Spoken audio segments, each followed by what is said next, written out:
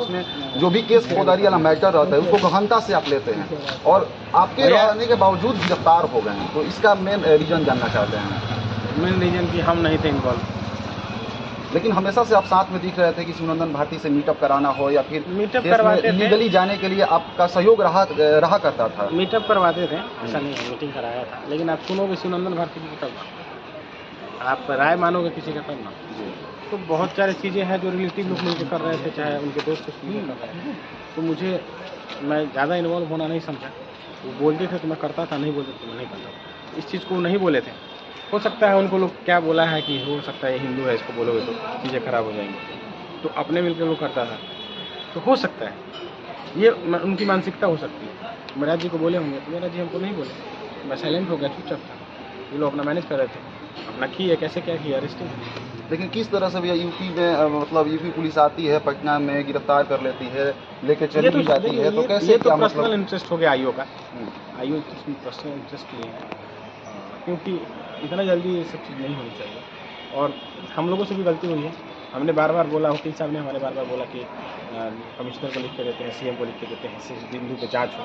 जब चीज़ें जांच में जाती तो ऑटोमेटिक है कि जांच में रहता है और जांच में रहने के बाद कुछ भी संभव हो सकता है। यानी कि मनी मिराज जी ने माना किया था कि हमारे रिलेटिव लोग जो नहीं, दोस्त लोग देख रहे हैं, वो कर रहे हैं राजीव भाई, छोड़ दीजिए, कुछ होगा तो हम पीछे हो गए। लेकिन कहीं ना कहीं मन में मलाल है, आप पे भी आरोप लग रहे हैं। बहुत ज़्यादा मलाल है। फिर मैं इतना मैं क्या बोलूँ, मैं तो बोल रहा हूँ ना, मैं योगी आदित्यनाथ जी के लोगों को और जब सांसद हुआ करते थे ट्रेन में तो मैं उन लोगों से बहुत अच्छा संबंध है महाराज जी के यहाँ।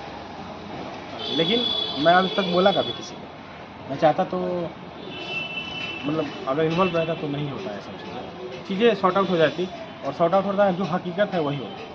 जिस तरह से आपने बोला कि मैं हिंदू हूँ, शायद ये भी बातें हो सकती हैं। हाँ। तो अब उसी रूप दिया जा रहा है कि यूपी में चले गए हैं, वहाँ पे योगी आदित्यनाथ जी का सरकार है और हिंदू मुस्लिम की बातें हो रही हैं, तो क्या लग रहा है कि अब ये जो मनी मिराज जी का ये फंसेंगे या फिर जल्दी निकल जाएंगे, क्या लग रहा है आपको? कुछ दिन पहले वो महिला आरोप लगा रहे थे कि हम हिंदू हैं, हिंदू मुस्लिम जी, अब ये लगा रहे हैं अरेस्ट हो गए तो इनके लोग लगा रहे हैं जी। लोग भी नहीं लगा रहे हैं, कुछ मीडिया भाई, कुछ लोग बोल रहे हैं, इससे कुछ नहीं होता है। केस यहाँ भी होता तब वो अरेस्टिंग होना होता तो होता, यहाँ थोड़ा प्रॉपर तरीके से जांच होता, वहाँ जांच नहीं हुआ। वहाँ क्या किए लोग, आईओ को कैसे किए, क्या प्रेशर बनवाएं। देखिए होती हैं चीज़ें, हम एसपी से मिलते हैं ना, तो एसपी को अपनी बातों को बताते हैं, और सेकेंड पार्टी मिलेगा तब ना अपना बात बताएगा। आप मिलोगे ही नहीं एसपी से, कमिश्नर से, तो अपनी बातों को कैसे रखोगे? फ़ोन करवा देने से, पैरवी करा देने से, एमपी से और सांसद से थोड़ी होगा चीज़ें। आप जगह से फ़ोन कराओ ना, सीएम हाउस से कराओ, वहाँ के मिनिस्टर से कराओ, खुद जाके मिलो कमिश्नर से, उनके बैचमेट दोस्त से कराओ। जो वहाँ कमिश्नर है हमारे जितेंद्र राणा सर के बैचमेट है, मनु वरा सर के बैचमेट। तो चीज़ें भाई कमिश्नर है, वो कैसे समझेंगे? एक केस थोड़ी होगा उनके पास। आप जाके समझाओगे, चीज़ें बताओगे, पॉइंट टू पॉइंट लिख के दोगे, तब उस पॉइंट पे जा चुकी है। तो आपने लिख के दिया नहीं। अब बात करेंगे टीम्स के लोगों से, घर वालों से, मैं हस्तक्षेप करेंगे। मैं कोई हस्तक्षेप नहीं करूँगा, ये लोग खुद करें और खुद निकालें। बस मुझे भाई चाहिए, मेरा भाई वापस है। मनी मिराज से जाते टाइम आपका बात हुआ? हाँ, जाते टाइम बात हुआ। बोले कि कौन क्या कहता है उसका आप मत लीजिएगा। मैं बोल भी रहा था, मेरे मन में था। मिराज जी ने कहा हाँ, कौन क्या बोलता है राजीव भाई, उसको ध्यान में रखिएगा।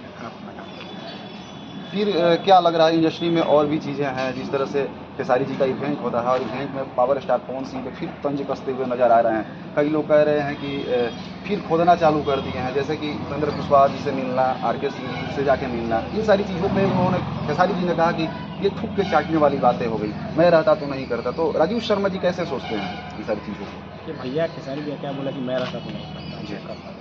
दुख तो खेसारी भैया को है इस बात की, उपेंद्र कुशवाहा से उनका रिश्ता खराब पवन भैया को ऐसे ही हुआ है।